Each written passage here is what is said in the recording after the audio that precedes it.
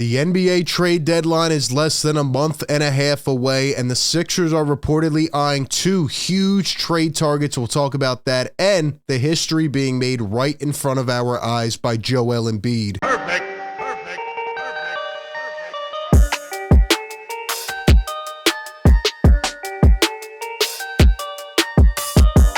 What is up, everybody? RB here. Welcome into Philly Take with RB. You know the drill by now. Hit the like button if you enjoy these videos. Subscribe to the channel. Ring the bell. Don't miss any of the coverage, as today we are back and we are going to discuss some trade targets. There's some reports being thrown out there. A lot of rumors, right? Trade season is going to heat up. But before we even get to that, we need to talk about the man, the myth, the legend, Joel Embiid. And shout out to everyone who was rocking with me last night on the live stream. As you can hear, I'm still very much under the weather. I was not going to make this video today, but I had to, and I will tell you why in a second. But Joel Embiid goes out there, and the last week, you know, he's putting up asinine numbers. Like, you can't even believe this stuff. Like, he's up there with the greats right now, making history. And you know, he's had 40 points out of his last, 4 out of 5 games, right? He's had 30 points in the last 13 games. He's had 30 and 10 in the last 12 games. First guy to do that since Kareem in 1972. This is not normal, ladies and gentlemen. And he goes out there after everybody said he was only dominating the bad teams, the Wizards, the Pistons, etc., and he puts up 51 freaking points against the number one team in the NBA, the number one defense in the NBA, and a defensive player of the year candidate who's averaging 2.5 blocks per game in Rudy Gobert. Okay, the convo's over right now. Said and done. Joel Embiid is the best player on the planet. He is absolutely out of his mind. In fact, Anthony Edwards last night had this to say after the game. He says, my brother was texting me like, quote, I ain't never seen anything like it.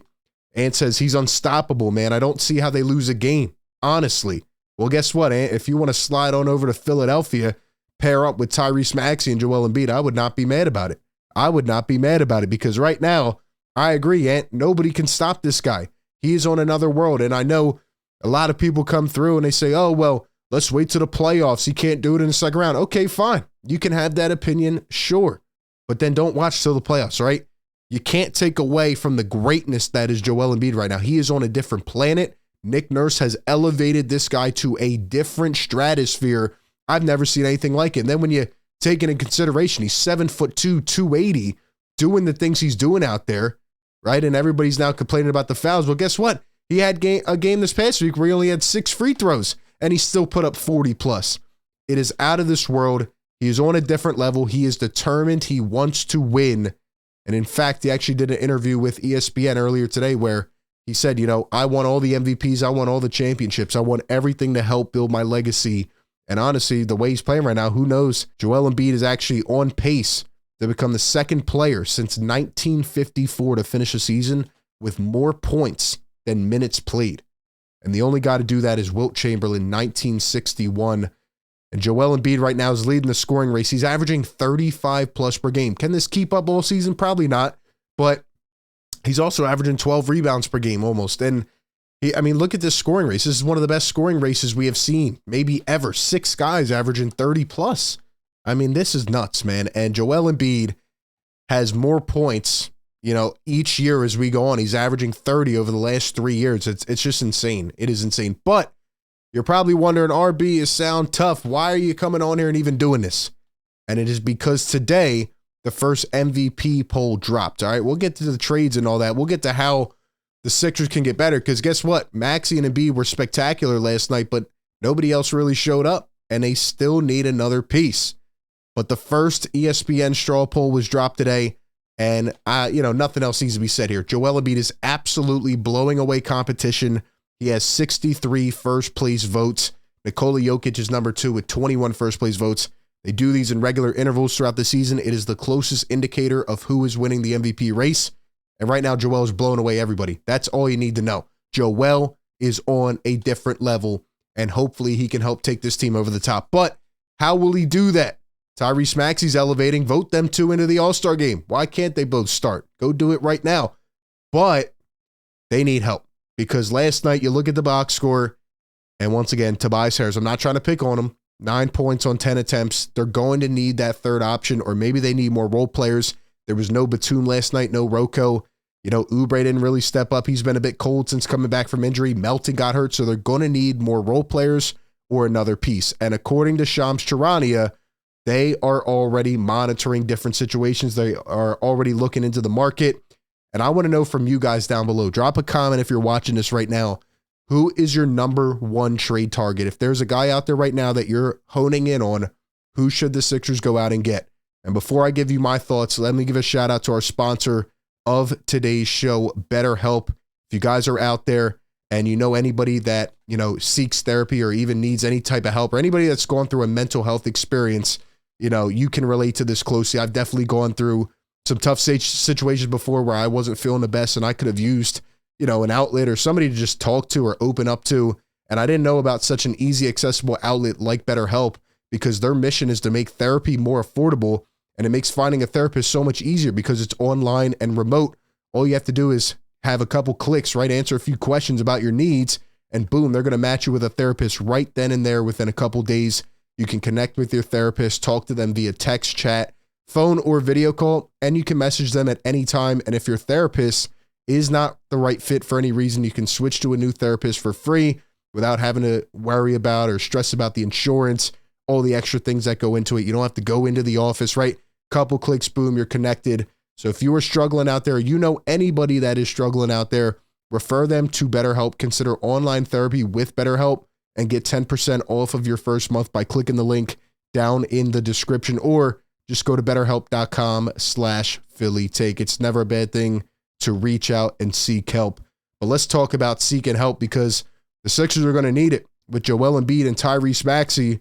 And according to Shams Charania earlier today, there are a couple names, a couple situations that we've kind of hinted at before, but the Sixers are looking into these guys. Zach LaVine, OG Anunoby. Those are two names to keep an eye on as guys that Philadelphia has monitored. This comes from Shams Charania. What do we think about LaVine and Anunoby? Well, I'll give you my thoughts on that in just a second, but Shams also threw in an interesting nugget at the end of the little video clip that was going around. He says, quote, "There are a lot of teams keeping an eye on Tobias Harris as the trade deadline approaches. A lot of teams are keeping an eye on Harris and seeing what happens with him, but the Sixers want to keep him around. They know how important he is." And this goes back to something I said a week ago, or actually just a couple days ago. Like, if the Sixers keep winning, they're 19-8 right now. If they continue to pile up wins, I don't think they're going to make a big splash move, because Daryl Morey has constantly expressed his interest in future flexibility. And we know that coming up this summer, sure, they got to go out and sign Maxey to that big extension, but they're going to have space to go out and maybe get one or two max slot players. And if anything, why not just build on the momentum here, right? First year with Nick Nurse, etc. Let that contract expire and go out and get more value if they cannot find a piece right now that they like that much, right? So Tobias is a very interesting situation. I feel like he's kind of, reverted and settled into what we can expect from him long term. And I just don't know if he can help win the Sixers a playoff series along with Joel and Tyrese, because, it's not like he's an excellent rebounder or an amazing defender, etc. So definitely keep your eye on Tobias Harris. But in terms of LaVine and Anunoby, I think the Sixers will do their due diligence. But as Morey said the other day, they're looking for two things. One, to not rush into a deal and be forced to have to make one. And two, a two-way player, which would more so fit the likes of an OG Anunoby. You have the system down packed now. You have what guys are calling the best two-man game in the NBA with Tyrese Maxey and Joel Embiid. You need the guys around them, the sharpshooters, the 3-and-D guys, the guys who are going to go out there and be horses on the glass and rebound, guys who are going to get their hands dirty and be great perimeter defenders. You need those role players. You need to build that prototype. And I feel like they're trying to do that. And I feel like guys, similar to Batum and Oubre, those skill sets can really help the Sixers, right? So maybe they go out and they look at an Alex Caruso. Another guy I really enjoy right now that I'm keeping my eyes on is Larry Markkinen in Utah, because they're going downhill. And sure, right, you go trade for Markkinen or Anunoby or LaVine, you're going to have to eventually pay these guys an extension. With LaVine, he's already got 4 years left on the deal, and that's a hefty price. You go out and trade for Anunoby, for example, or a Siakam, guess what? After this year, you're probably going to have to pay him an extension. So it's almost like going out this offseason and signing a guy to an extension. Rather, you're just paying him now, and hopefully he can help you win a world championship. But, when it comes to LaVine, I think the Bulls have been down bad. I think all these guys would bring positive impact to the Sixers, but who's going to get the most bang for the buck? If you bring Zach LaVine in, here's his contract this year, for example, right? $40 million goes up to 43, 45, and then a player option for 49. That could really haunt you down the line if it doesn't work out. Keep in mind, he'll be 31 at that time. You know, how much will he have left in the tank? Maybe he'll be one of the best players. Who knows? But OG Anunoby, a younger target who's 26, only making $18.5 million this year, would probably be easier to navigate via trade, even if you don't include a Tobias Harris. And then next year he's got a player option, but he's probably going to opt out and look for a big extension. So there's also familiarity with Nick Nurse, right? He's a two-way player, great defender, shoots a high clip from three, and doesn't always need the ball in his hands. I think Anunoby would be a good target. I think LaVine could be in a certain capacity. If you could pull in LaVine and also get a guy like Alex Caruso or another depth piece, maybe that would work out as well. Maybe you look into Utah, right? Danny Ainge is going to try to fleece the Sixers, but maybe you go try to work a deal for Markkanen or even Jordan Clarkson. You still have some time here to kind of evaluate as teams get worse and go downhill, but you look at the bottom barrel of teams right now, and it's not like any of those teams, for the most part, have superstars that are willing to be traded. So I just have a feeling at this point that the Sixers are going to monitor based on how the next month goes. If they continue to win rapidly, I don't think they make a big-time move, but say they start to slack a little bit, right, and Tobias stays in this rhythm he's in, I could see them trying to part with that contract, get a couple more expiring deals, maybe role players that could fill in around Embiid and Maxey, and, you know, try to help this team compete the best way possible. I don't think they're a championship team at the current state, but they have played very well. They have the system in place, the coach. Joel Embiid is playing on a different level this year, and if they go out and make a couple right moves and get the right pieces, there's no reason this team won't be a hard out in the playoffs, even against the Boston and Milwaukee. So I'm excited to see what they do here, but, you know, all these names are going to be linked to the Sixers, and it's already starting today. So give me your thoughts down below.